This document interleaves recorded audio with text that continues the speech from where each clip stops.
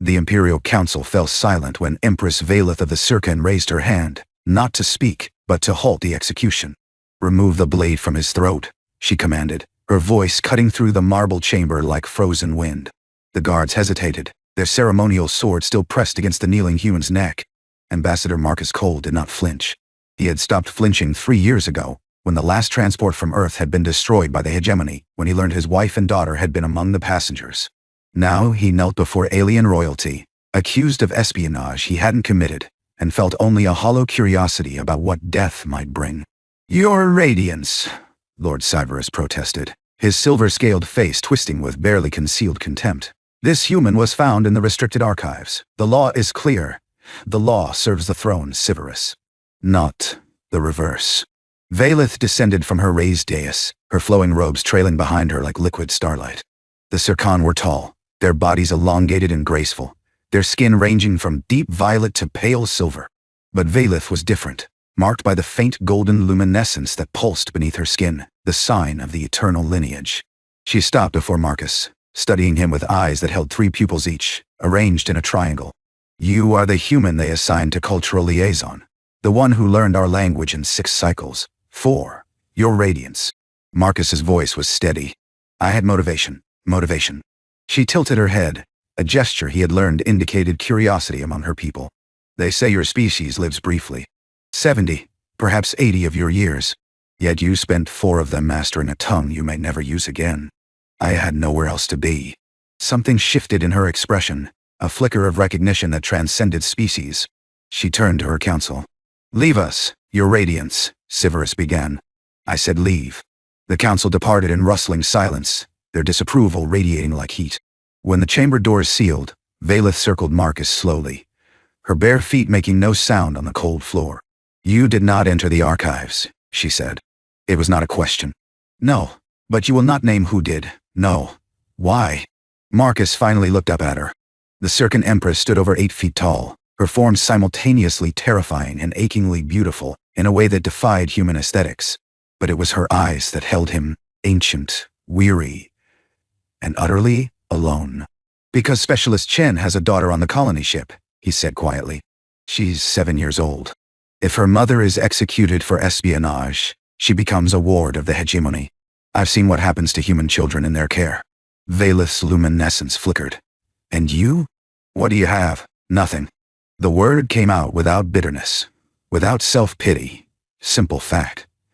"I have nothing, your Radiance. So I might as well have honor." For a long moment, the Empress said nothing. Then she reached down and, with her own hands, removed the ceremonial shackles from his wrists.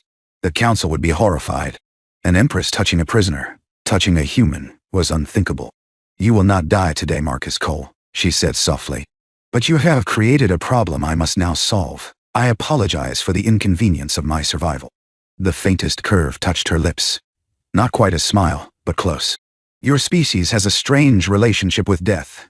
We have a strange relationship with everything, your Radiance. It's our defining characteristic." She gestured, and a side door opened. "You will be confined to the Eastern Tower. Comfortable imprisonment rather than execution. I will think on what to do with you." As guards led him away, Marcus paused at the threshold. "Your Radiance, why did you stop them?" Valeth's 3-pupiled eyes met his.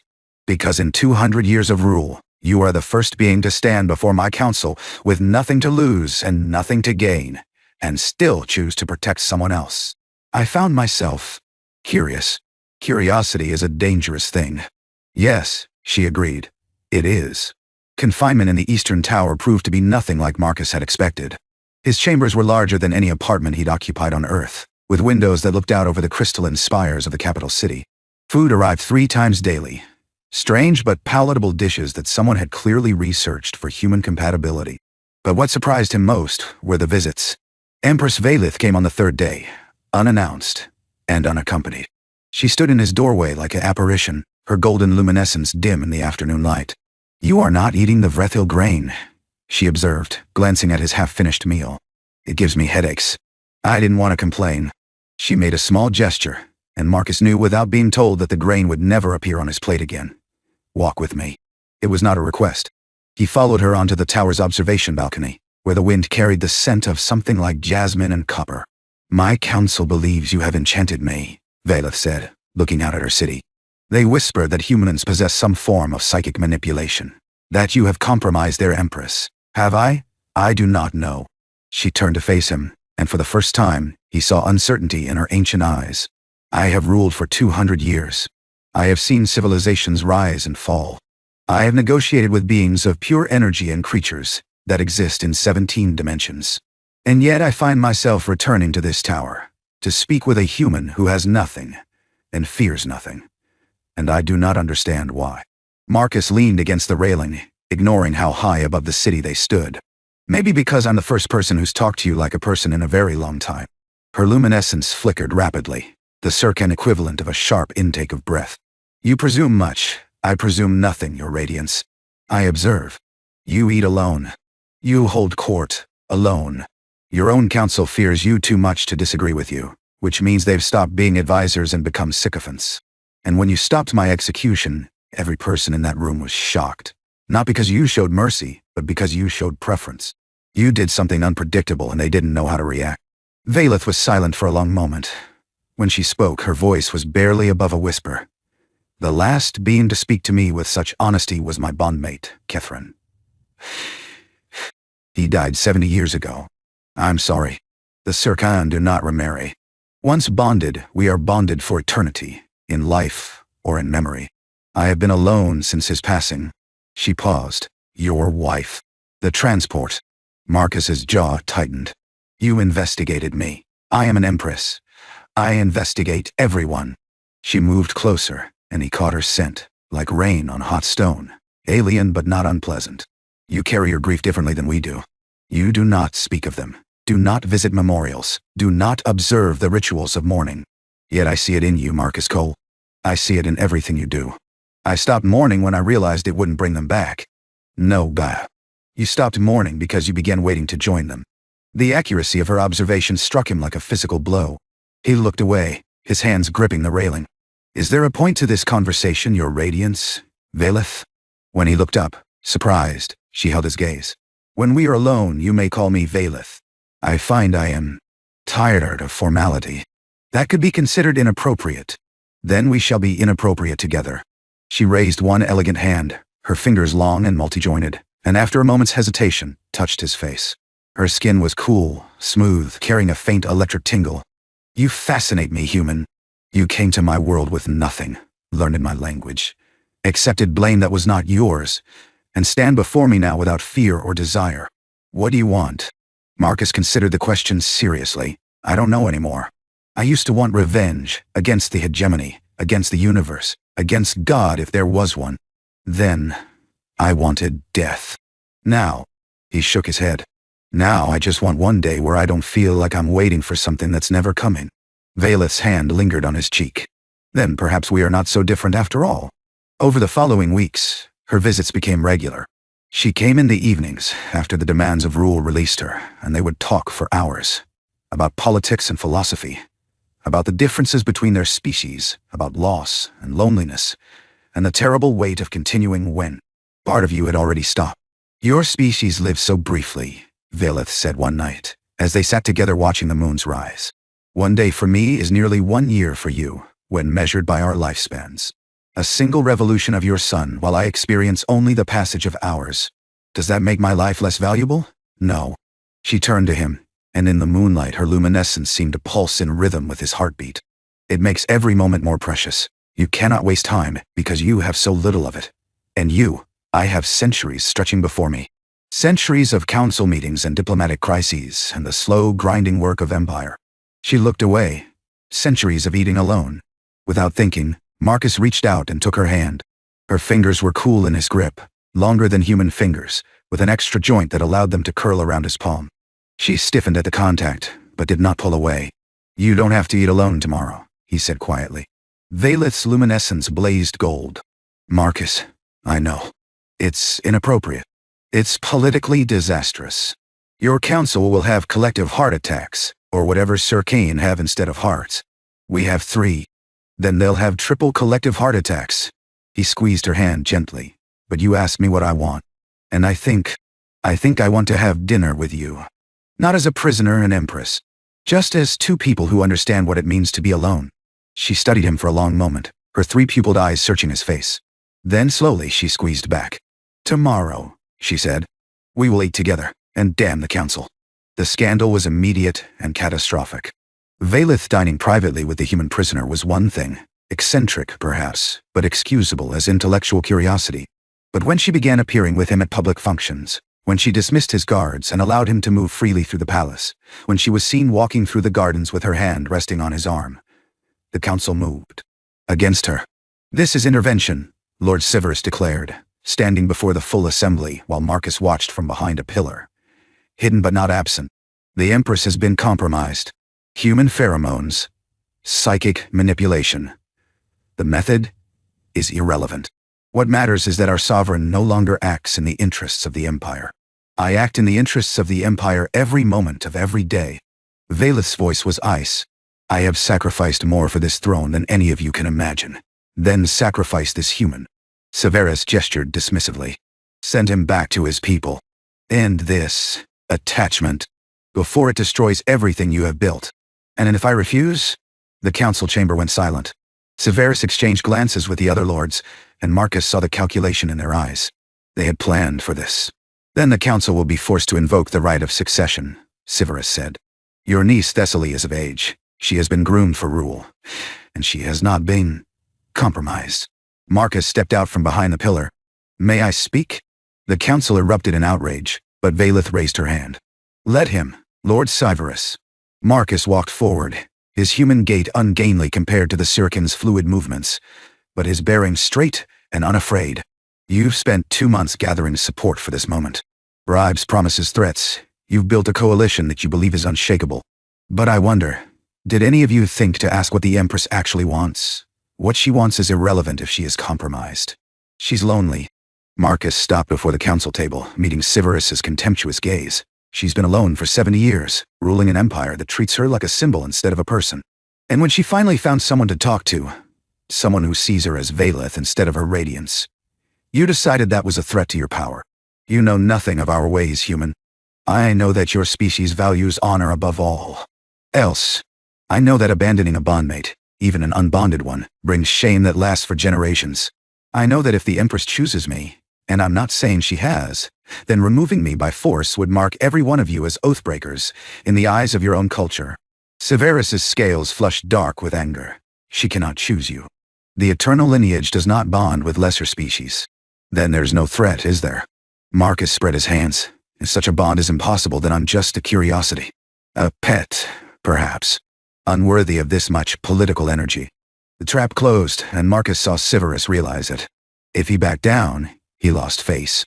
If he pressed forward, he acknowledged that a human could be a legitimate romantic threat to the Empress, validating everything he'd been trying to prevent. Enough. Valeth rose from her throne. "The council will recess while I consider Lord Severus's concerns." The lords filed out, their resentment palpable. When they were alone, Valeth turned to Marcus with an expression he couldn't read. That was either very brave or very foolish, probably both. He walked toward her, stopping at the base of the dais. "I shouldn't have interfered. It's your throne, your people. But I couldn't stand there and let them— You couldn't stand there and let them take me away from you." Marcus swallowed. "Yes." Valeth descended the steps slowly, her golden luminescence pulsing with each heartbeat. She stopped before him, close enough that he could feel the electrical field that surrounded her species. "I have ruled for 2 centuries, she said softly. "In all that time, no one has stood before my council and claimed me. Not even Catherine, who had every right. I'm sorry if I overstepped. Do not apologize." She reached up and cupped his face in both hands, her cool fingers trembling slightly. "Do you understand what you have done, Marcus Cole? You have declared yourself before the nobility of the Syrcan Empire. There is no taking it back. If you remain with me, you will face their contempt for the rest of your life. The rest of my life isn't that long, remember. 1 day for you, 1 year for me." He placed his hands over hers. "I'd rather spend whatever time I have with someone who sees me than spend centuries being invisible." Valeth made a sound that might have been a laugh or a sob. The Syrcan expressed both similarly. "You impossible human. You wonderful, impossible human." She kissed him. It was not a human kiss. Her mouth was shaped differently, and her body temperature ran cooler. But it was unmistakably a kiss, full of longing and fear and a desperate hope that neither of them had felt in years. When they parted, Marcus was breathing hard. That's going to cause problems. Yes. Valeth's eyes were bright with unshed tears, a physiological response her species rarely displayed. Many problems. Severus will not stop. He will find another way to remove you. Then we face it together. Together. She tested the word like a foreign language. I had forgotten what that meant. That night, Severus made his move. Marcus woke to the sound of his door being forced, to figures in dark armor flooding into his chambers. He fought. Of course he fought. But he was one human against 12 Circan warriors, and the outcome was never in doubt. They dragged him to the palace's lower levels, to ancient chambers that hadn't been used in centuries. Severus waited there, his silver scales gleaming in the torchlight. The Empress cannot save you here, he said calmly. These chambers are shielded from all communication. By the time she realizes you're missing, you will be dead, and I will have evidence that you attacked her guards in a fit of human madness. She won't believe that. She will have no choice. Her grief will pass, and she will return to her duties, and the Empire will be preserved. Severus drew a ceremonial blade. I take no pleasure in this, human. But some things must be done for the greater good. Marcus looked at the blade, then at Severus's cold eyes. You know, I spent 3 years wanting to die.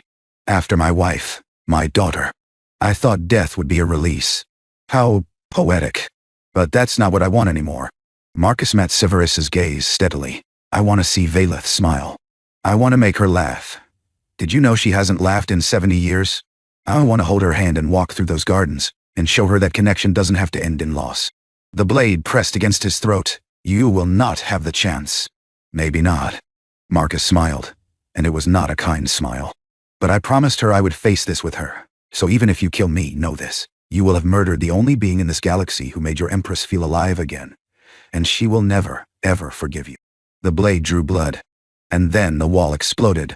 Valeth stood in the breach, her luminescence blazing like a small sun, her eyes burning with fury that transcended species. Behind her stood the Imperial Guard, not Severus's bribed traitors, but the old guard, the ones who had served her for 2 centuries. Remove your blade from him, she commanded, and her voice shook the stone. Or I will remove you from existence. Severus's hand trembled. Your radiance. This is a misunderstanding. You have made your move, Severus. Now I make mine. She raised her hand, and light gathered there. The power of the eternal lineage, the force that had made her Empress. Your house is dissolved. Your titles are stripped. Your allies will be investigated and prosecuted. And you will live the rest of your very long life, knowing that you failed because you underestimated a human. The guards took Severus away, still protesting, still scheming. Marcus slumped against the wall, blood trickling from the shallow cut on his throat. Valeth crossed the room in 3 strides, and dropped to her knees before him, her hands pressing against the wound. Marcus, stay with me. I'm okay. He caught her wrists, stilling her panicked movements. It's shallow. I'm okay. I almost lost you. Her voice broke. I almost lost you, and I cannot do this again, Marcus. I cannot bury another bondmate. He pulled her close, and she came willingly, folding herself against him despite the blood, despite the chaos, despite everything. Then don't let me go, he whispered. Whatever happens, whatever they say, don't let me go. Never. She clutched him tighter. Never again. The formal bonding ceremony was held 6 months later, after the political fires had burned out, and the Empire had grudgingly accepted that their Empress had chosen a human. It was not a human wedding. The Circan had their own rituals, their own words, their own understanding of what it meant to join 2 souls across the void of space and time. But there was one moment that Marcus had requested, one human tradition that Valeth had agreed to include. They exchanged promises before the assembled court. I promise to stand beside you, Marcus said, holding both her hands in his for as long as I live. Which, yes, is not that long by your standards. But I will make every day count. And I promise to cherish every day, Valeth replied, her luminescence soft and warm, knowing that one day for me is 1 year for you. Knowing that your lifetime will pass in what feels like moments. She paused, and when she spoke again, her voice carried across the chamber. But I would rather have moments with you than centuries without you. The court murmured. This was not how Circan expressed devotion, but then, this was not a traditional bonding. Your radiance, the ceremonial officiant intoned. You understand that this bond cannot be prolonged. Human lifespans cannot be extended by our medicine. You will watch him age while you remain unchanged. You will hold him as he dies. And then you will have centuries more alone. I understand. And you accept this. Valeth looked at Marcus, at the gray already appearing at his temples, at the lines around his eyes, at the face she had come to love more than she had ever imagined possible. I accept, she said, because the alternative was never living at all. The ceremony concluded with the binding of luminescence, Valeth's golden light wrapping around Marcus's wrist, leaving a mark that would never fade. A symbol visible to all Sircon that he was hers and she was his. That night, they stood on their balcony now, the eastern tower converted from prison to private chambers, and watched the moons rise over the city. Regrets? Marcus asked. None. Valeth rested her head against his shoulder, a gesture she had learned from him, one that still felt strange and wonderful. You? Just one. He turned to face her. I wish I had more time to give you. You have given me something more valuable than time. She touched his face, her fingers tracing the lines she would watch deepen over the years. You have given me presence. Every moment with you is full, Marcus. Complete. I spent 2 centuries going through the motions of life, and then you taught me what it meant to actually live. By getting arrested and causing political scandals, by seeing me. She smiled, a real smile, one she had relearned in the past 6 months. By refusing to see the crown or the power or the expectations. By looking at me and wanting only me. Marcus pulled her close. That was the easy part, and the hard part, convincing your council not to have me assassinated. She laughed, actually laughed, a sound that echoed across the balcony and made the night guards smile despite themselves. The Empress laughing was a gift to the entire empire, a sign that whatever had been broken was finally healing. They have accepted you now, she said. Grudgingly, but truly.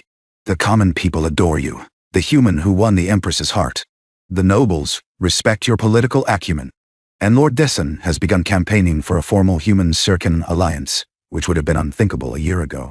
All because you took a chance on a man with nothing to lose. All because you chose to have honor when there was no benefit in it. She kissed him softly. I knew in that first moment, when you knelt before my council, ready to die for someone else's child. I knew that you were what I had been waiting for. How long were you waiting? 70 years. Her voice was quiet. 70 years since Catherine. 70 years of loneliness, of going through the motions, of wondering if I would ever feel anything again. She met his eyes. And then you appeared in my council chamber, stubborn and honorable and utterly unafraid. And I thought, perhaps this one. Marcus took her hands in his. I don't deserve you. You deserve everything. She squeezed his fingers. And I intend to spend whatever time we have making sure you know it. They stayed there until the moon set, and the sun began to rise, talking and laughing and simply being together. In the morning there would be council meetings and diplomatic crises, and the endless work of empire. But for now, there was only this. 2 people who had found each other across the impossible distances of species and culture and grief. Years later, when historians wrote about the reign of Empress Valeth, they would note her many achievements. The peace treaties, the economic reforms, the strengthening of the empire's position in the galactic community. But they would always begin with the same observation. Everything changed when she met the human. And in the private journals that Valeth kept, locked away where only she could read them, there was a single entry that she returned to again and again. Especially in the decades after Marcus had finally, peacefully, passed in her arms. 1 day for her is 1 year for me. She still waited 300 of her days. He wrote that once when he thought I wouldn't see. 300 of my days. 300 years by his reckoning of our lifespans. He didn't know I would find it until after he was gone. He was wrong about the waiting, of course. I didn't wait for him. I simply survived until he arrived. There is a difference. But he was right about this. Some things are worth waiting for. Some people are worth every day, every year, every century of solitude. Marcus Cole was worth all of it. And though he is gone now, though I will live for centuries more carrying the ache of his absence, I would not trade a single moment we had together. Not for immortality. Not for peace. Not for anything in this universe, or any other. He taught me that time is not measured in length, but in depth. And the depth of what we shared will sustain me for the rest of my very long life. That is his legacy. That is our story. And it was, despite everything, a love story with a happy ending, because every moment of it was true.